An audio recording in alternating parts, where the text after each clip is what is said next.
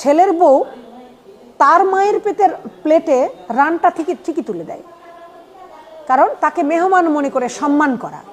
কিন্তু নিজের শাশুড়িকে কখনো দেয় না। সেটা যখন মা থাকে না তখন কিন্তু ছেলে মেয়ের পাতে দেয়, নাতিপুতির পাতে দেয়। এতদিন তো মুখে বলে ফেলে যে এতদিন তো অনেক খাইছেন, আপনার 80 বছর বয়স, আর কত খাবেন, নাতিপুতিরা খাক, একটু তাকে তাকে দেখেন, চোখ দুই নয়ন সিক্ত করেন, খাক খাক বেশি করে। খাক খাক বেশি মানে কি, ওই যে বয়স হলে একটু কাশির ভাবটা বেশি হয় না, যখন তখন একটু কাশি, ঘুমের ডিস্টার্ব হয়, প্লাস কাশলে এটা খুব খারাপ শোনায়। মানে আমার ঘুম তো হয় না, বরং আমার ঘৃণা লাগে, বমি আসে। এই জন্য শাশুড়িকে রাখা যায় না। টয়লেট বাথরুম পরিচ্ছন্ন রাখে না। তো একটা বয়স্ক মানুষ কিভাবে টয়লেট বাথরুম পরিষ্কার রাখবে? টয়লেট বাথরুম পরিষ্কার রাখে না। খেতে বসলে চারিদিকে পড়ে, টেবিল অপরিচ্ছন্ন, অনেক সময় চাবাইলে মুখ থেকে নাকি খাবার পড়তেই পারে। একটা বয়স্ক মানুষ খেতে গেলে, ছোট বাচ্চারা যখন খায়, এরা তো বুড়া শিশু, আমি বলি এরা বুড়া শিশু আর ওরা ছোট শিশু। ছোট বাচ্চারা ফেলে না, চারিদিকে ফেলে, আবার মুখ থেকে পড়ে যায়, ওই দৃশ্যগুলি তার কাছে ঘৃণা লাগে। তাই শাশুড়ি থাকলে উনি টেবিলে বসেন না। যখনই ছেলে বাড়িতে থাকে না, মানে অনেক মা এরকম আছে যে ছেলে বাড়িতে যখন থাকে তখন মাকে ঠিক একটা টেক কেয়ার করছে, মানে ভাবটা এমন যে আমি তো সব কিছু করি। কিন্তু ছেলে যখনই বাড়ি থেকে বাহিরে চলে যায়, ছেলে তো কাজে যাবেই, তখন কিন্তু খুব ছোট ছোট বিষয় নিয়ে, যেমন ঔষধ, সে কিন্তু নিজের মুখে বলতে পারে না বাবা আমার এই ঔষধ এনে দিও। তাহলে সে চিন্তা করে যে সারাদিন তো আমার এই ছেলের বউ সাথে থাকতে হবে, সে মারতেও পারে।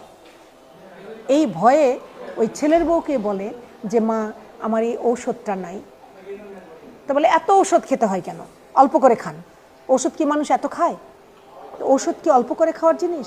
ওষুধ তো নিয়ম মাফিকই খেতে হবে। কি ব্যথা, এটা কি কম ব্যথা? খাবারের চেয়েও বেশি কষ্ট। কিন্তু চশমাটা পরে ভেঙে গেছে, ভাঙতেই পারে। প্রতিদিন আপনি চশমা ভাঙবেন আর প্রতিদিন তৈরি করে দিতে হবে? একটা চশমায় কতই বা খরচ হয়। ওই ভাঙা চশমা নিয়ে আমার কাছে আসলো, মা আমি কিন্তু এগুলো নিজের গল্প বলছি, আমি নাটক নোবেল বা শুনে শুনে বলছি না, আমি যে গল্পটা বলছি আমি পেয়েছি বলেই বলছি। চশমাটা নিয়ে আমার কাছে আসলো, কি হয়েছে খালা? মা চশমাটা ভেঙে ফেলছি। এত অসহায়ভাবে বলে, মনে হয় যেন 5 বছরের বেবি। মা চশমাটা ভেঙে ফেলছি।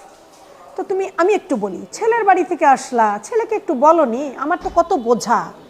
বলছে মা সবই বুঝি, করে দিলে তো আর তোমার কাছে আসতাম না। খালা মন খারাপ করো না, আমি এনে দেবো চশমা। তো এই যে চশমা, ঔষধ, একটু খাবার, ইভেন কি পানির পিক ফেলা নিয়ে অত্যাচার হয়।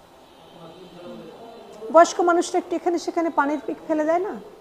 মানে আমি যদি নাম পরিচয় বলি এত খারাপ লাগবে সবার, যে ওরকম একজন মানুষ, কোটিপতি একজন মানুষ আমার এই টেবিলে বসে হাউ মাউ করে কেঁদেছে, আমার মার জন্য আমি কিছু করতে পারছি না। আমি আমার পরিবার, আমি বলে দিয়েছি এই বয়সে এসে আমি পরিবার চাই না। আমি বললাম ভাই ওটা তো হবে না, আর কত স্যাক্রিফাইস করব। আমার মা এখনো বেঁচে আছে, ওনার বয়স তখন 60 বছর, ওনার মা বেঁচে আছেন 70-80 বছর, 90 বছর, কিন্তু উনি মায়ের যত্ন করতে পারেন না। ছেলের বউ এখনো বলে মায়ের যত্ন করলে উনি এই সংসার ফেলে চলে যাবেন। এটা এক বর্তমানের গল্পই করছি। এটা কেন, কি জন্য এই জিনিসগুলো সবার মধ্যে সৃষ্টি হচ্ছে? ওই মা কি শাশুড়ি হয়ে গেছে বা তার জীবনটা এমন হবে একটাবার মনে হয় না?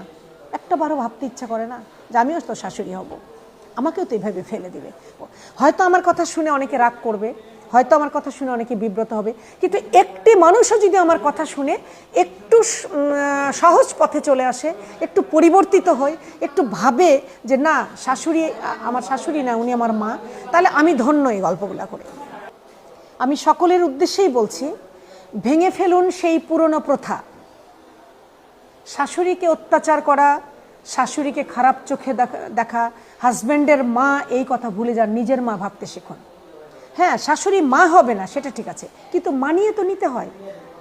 একটু মানিয়ে নিন এবং আপনার জীবনও সুন্দর হবে।